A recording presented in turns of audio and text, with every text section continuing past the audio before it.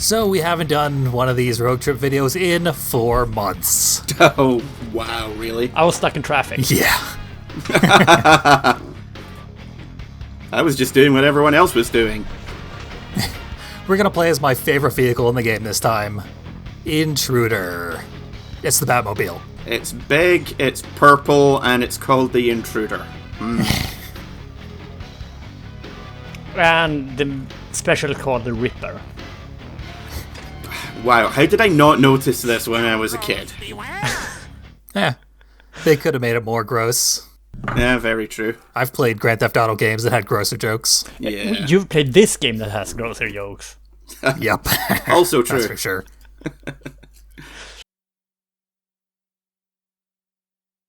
And we get to go to the Neon Nightmare, which is a Las Vegas pastiche. I noticed the Tsar's Palace sign on the loading screen there. Yep. A play on Caesar's Palace. Very clever.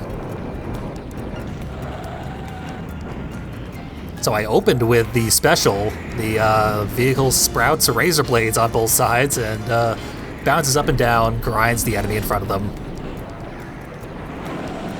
I'm gonna say that's probably one of the least impractical ones we've seen so far.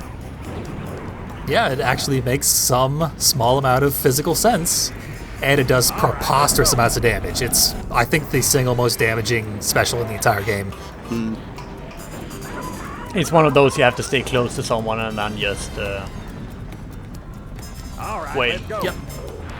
Yeah, you do have to stay pretty close to them, but it's surprisingly generous with the hitbox. It's not quite melee range. Something like that's pretty much a mainstay of every car combat game anyway, so... Yep. In fact, the Wienermobile had basically the same special, but much, much worse. You know, just waggling it at you. Yep. The blunt version. Let's not beat about the bush. It was waggling its wiener at you. Yep. Yeah, that's the grosser joke we were referring to. That and vermin. And we get to play the slots here, because we're in Las Vegas. Just when you thought they'd forgotten about stage interactivity. Yeah.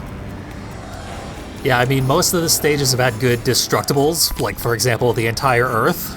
Yeah, hard to beat that, true. Yeah. But interactivity has been very low. This level has very, very low destructibles. We can only destroy one thing in the whole level, but we can also play the slots. I thought you destroyed some palms earlier. Yeah. I mean, the real destructible is on top of Tsar's Palace. I'll blow it up eventually. There's the palm trees as well, but I don't really consider those to be proper destructibles. Yeah. Those are just doodads. Yeah, that's just vague interactivity. Yep.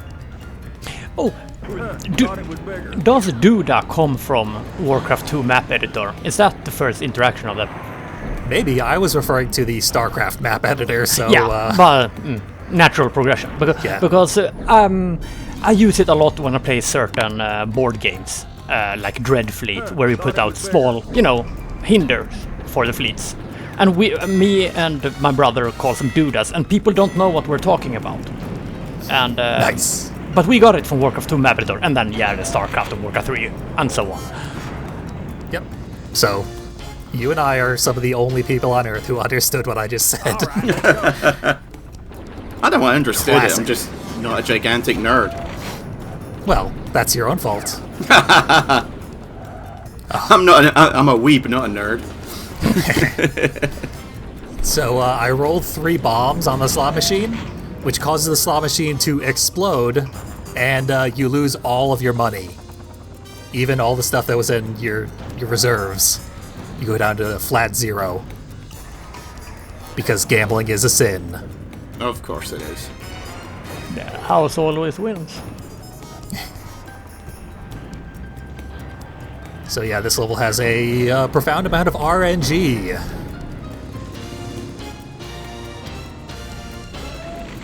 Also, we were curious about whether or not the bonus level affects your inventory of weapons, because it replaces all of your weapons with big missiles. And yeah, it saves your previous stock of weapons before you enter the bonus level. Now I'm curious. You mentioned that we discussed this earlier. Have you rewatched old videos, or do you seriously remember that? I have a disturbingly sharp memory. Okay, yeah, because no, when I mentioned it, yeah, it sounds like something we talked about, but I do not remember that. Yeah, I was just like, yes. Well, you're saying it confidently enough, so I assume it's true. Yep. Yeah, that's why I had to preface things with, like, we've discussed that, because, yeah, I remember everything that's ever been said to me. Well, I don't have a clue, so okay then. Yep. And, I mean, if nothing else, they can always edit it so that it's... they can put it in before. And, Yeah, it's yeah, true. remember how we... I really like the way you turn B on. That's for a project I'm working on. And there's our big destructible. For some reason, the church steeple things on top of the Tsar's palace, Minarets. they turn into rockets and blast off into space. I don't know. It's completely random.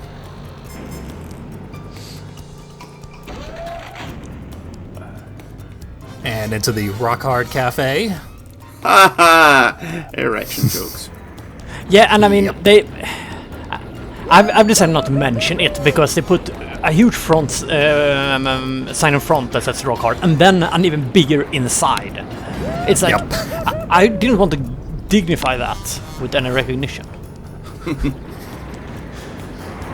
That's where I come in. No dignity. No doubt. And Rock Hard. Oh, wait.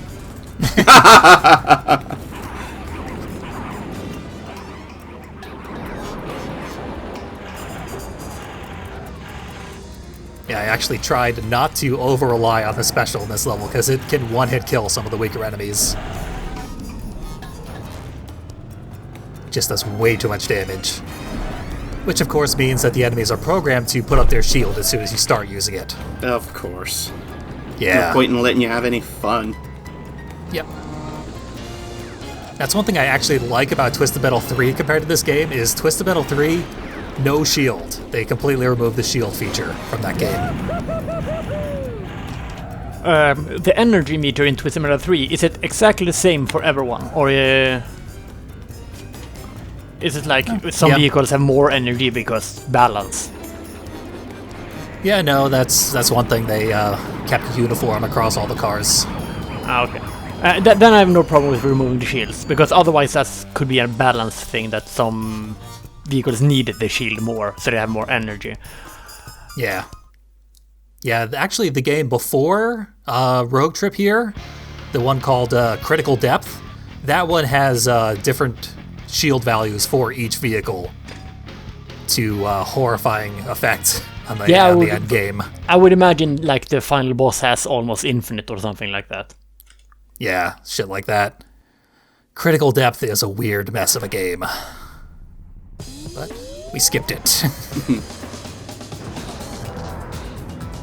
And this level has a boss fight. An actual proper boss fight, unlike Goliath. Okay, Go one-on-one with Nightshade. Yeah, we're fighting in Robot Wars suddenly. Yeah.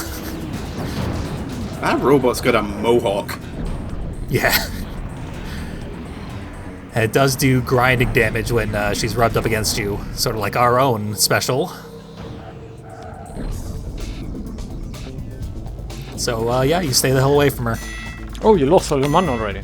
My daddy warned me about trucks like you.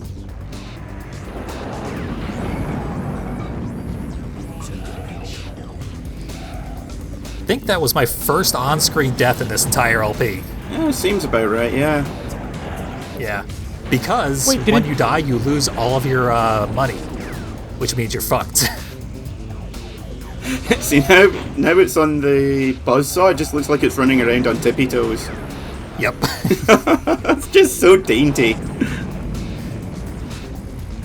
It looks like a chicken. Like, I was gonna say like a cock, but you know what I mean. I mean, it has that whole red thing on the head. What it's called?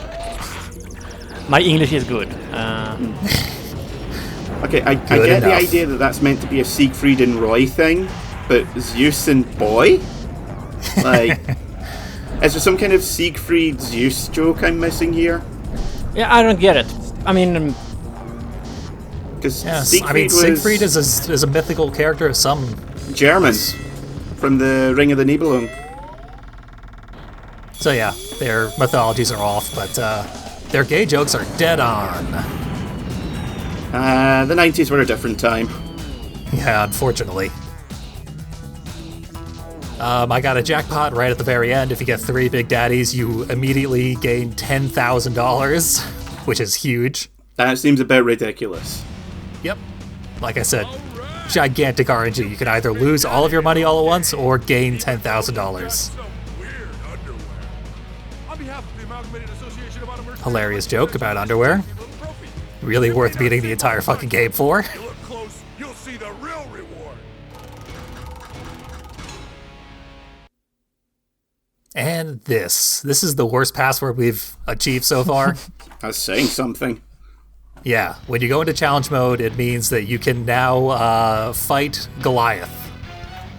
Just, that's what challenge mode is now. I don't know why it exists. when you play Nightshade, do you lose the tracks if you take a damage? Let's find out. Okay, alright. If you want to be that way. So you're the Borg Queen. Yeah, effectively. Borg Queen by way of 90s grimdark DC comics. Oh yeah, this is super comic booky. Like, I'm fairly certain I saw her in a couple issues of Catwoman back in the 90s. Yep. Another good compliment for Ratman, the character we just played as. Or maybe Spawn. Yeah, it looks like McFarlane. Yeah. Yep. Todd McFarlane. Not Seth MacFarlane. Ugh. God. Wait, we didn't see any feet. It can't be McFarlane. It gotta be... See, I was just about to ask if you could just ram into them because you've got the big spinny blades. Guess you can. Yeah. Yep. Pretty sure that's doing constant damage over time when we're close enough. Hard to tell because our special is 2 of the giant blaster missiles. Both at the same time, which is like half of an enemy's full health bar.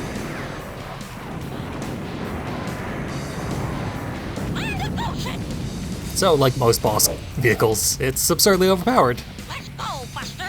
Yeah. And is the special always activated, or? Now the special is just 2 big missiles. No, I mean, You mean the make spinny damage. Yeah, the blade is always active. So you completely nullify most other melee vehicles.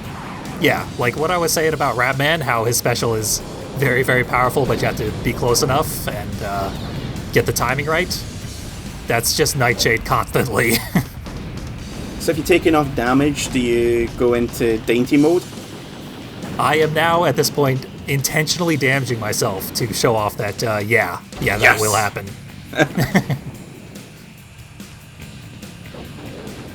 Because this vehicle is so strong, the enemies couldn't do it on their own without a little help from me.